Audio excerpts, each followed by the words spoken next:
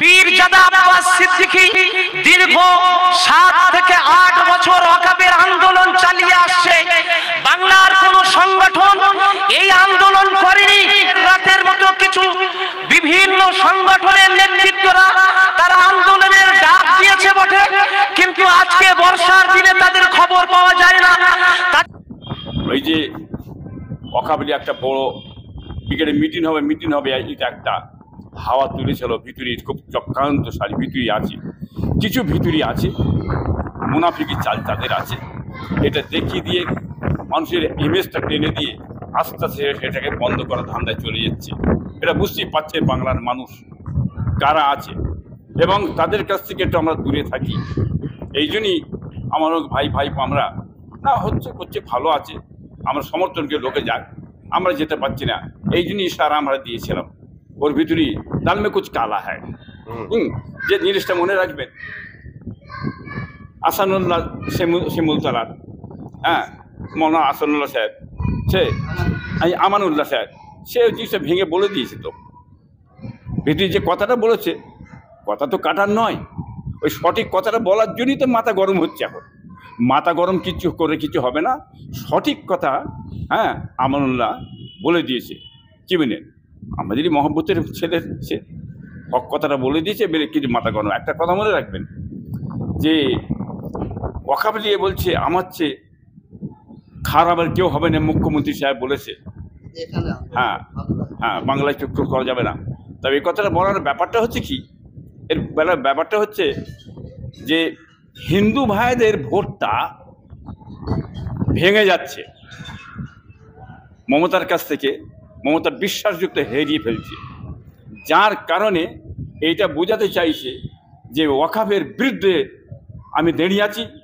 হিন্দু ভাইরা জানে ভোটটা হিন্দুদের ভোটটা আমাকে টানতে হবে কলে কৌশলে, যার কারণে হিন্দুদের ভোটটা ব্যাকফুটে না চলে যায়, বেরিয়ে না চলে যায়, যাতে আমার প্যাকেটে আসে ভোটটা আমাকে দেয়। যার কারণে এই কথাটা উনি বললেন যে ওয়াকফ নিয়ে যারা আন্দোলন করবে আমার চেয়ে খারাপ আর কেউ হবে না। এই পলিটিক্সটা কিন্তু এই জায়গায় হিন্দু ভাইদের ভোটটা টানবার জন্য এইটা উনি টোপটা ছেড়েছেন। কি বুঝলেন, এইটা হচ্ছে মূল ব্যাপারটা। এটা বাংলা মানুষ জানে, এটা আমরাও জানি, বুঝতে পেরেছি। অতএব ওয়াকফের কি ব্যাপার আছে না আছে তার জবাব বাংলার হিন্দু এবং মুসলমান ভাই আগামী ইলেকশনে কিন্তু যে জবাব দিয়ে দেবে। উনি হাড়ে হাড়ে বুঝতে পারবেন ওনার পায়ের তলায় মাটি কোথাও সরে গেছে। বলুন চাচা, আপনারা জানেন কিছুদিন আগে রমজান মাসে ইফতারের পার্টিতে মুখ্যমন্ত্রী মমতা বন্দ্যোপাধ্যায় উনি ফুরফুরা শরীফে এসেছিলেন পীরজাদাদের সাথে ইফতার করার জন্য। তারপরে দেখতে গেল সবচেয়ে ঘনিষ্ঠ ছিল আমাদের ফুরফুরা শরীফের পীরজাদা কাসেম সিদ্দিকী ভাইজান। ইফতার পার্টি থেকে বেরিয়ে গিয়ে আবার ফুরফুরা শরীফের কোনো এক পীরজাদা বলেছিলেন নওশাদ মমতার কথা যদি নওশাদ না শুনে ভাঙড়ে উনার বিরুদ্ধে কোনো এক পীরজাদাকে দাঁড়িয়ে দিবেন। সে নিয়ে কিছু বলবেন? ওটা তো আমি আগেই বলে দিয়েছিলাম। যিনিও কথাটা বলছেন, ভিতরে কি তিনি কি দাঁড়াবার ইচ্ছা তেনারই তো ছিলেন নাকি? উনি সে কথাটা বললেন। তারপরে আমি বলেছিল আমার ভাইপো দাঁড়াবেন না। কি বলে এ কথা আমি আগে বলে দিয়েছি। ও যত যাই বলুক আমার ভাইপো কি বলেন ওখানে আপনার কাসেম দাঁড়াবে না। অন্য জায়গায় দাঁড়াতে পারে বুঝলেন। আর যিনি গুঁজা মারছেন বসে বসে, কিন্তু তার তো গুঁজা আস্তে আস্তে শেষ হয়ে যাচ্ছে, মানুষ ধরে ফেলেছে তার গুঁজা।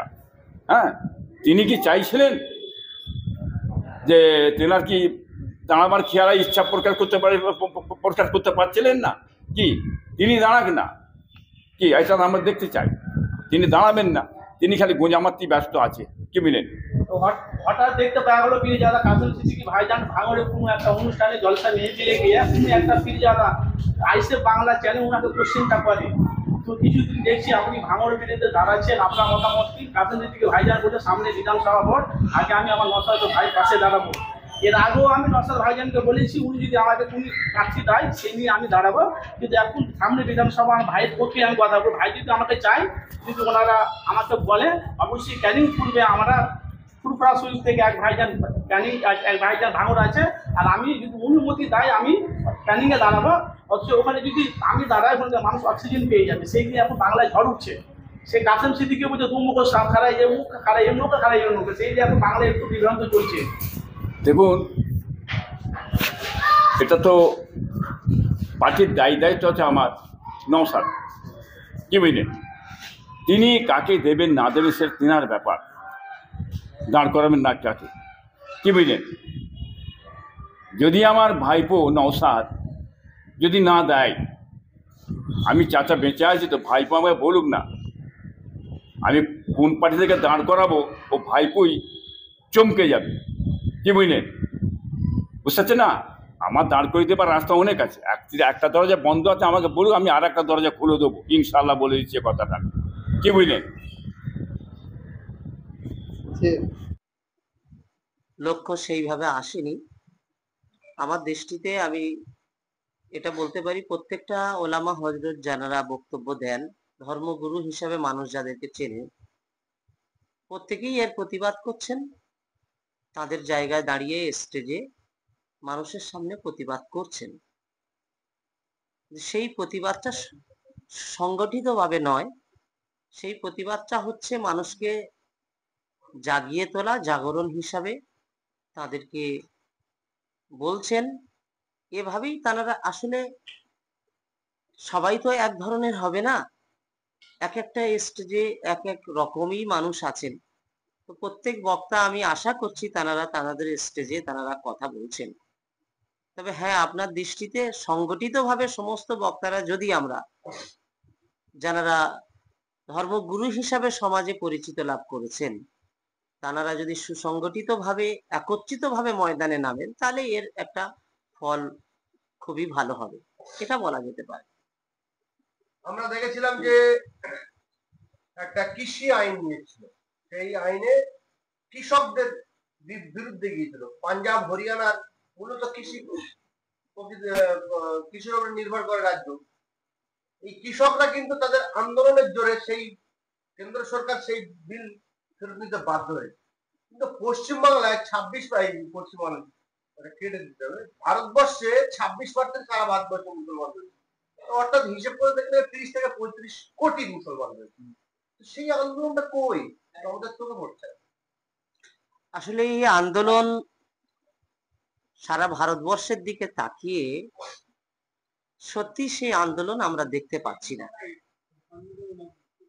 এর পিছনে যেটা বলা যেতে পারে, যে কৃষি আইনের বিরুদ্ধে যারা আন্দোলন করেছিলেন, তাদের দেখে আমাদেরকে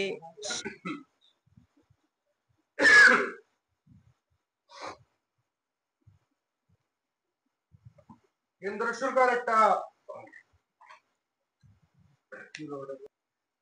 সরকার একটা কালা কানুন নিয়েছে, ওয়াকফ বিল। তো সেটা মুসলিমদের বিরুদ্ধে। তো আপনারা মুসলিম ধর্মগুরু যারা, আপনারা বিভিন্ন জলসা সভা করেন, তো আমরা দেখতে পাচ্ছি না যে আপনাদের মতো যারা ধর্মগুরু আছে তারা এই ওয়াকফ নিয়ে খুব একটা আন্দোলন করছে। আপনারা কেন আন্দোলন করছেন? খুবই ভালো কথা বলেছেন। আসলে আপনারা হয়তো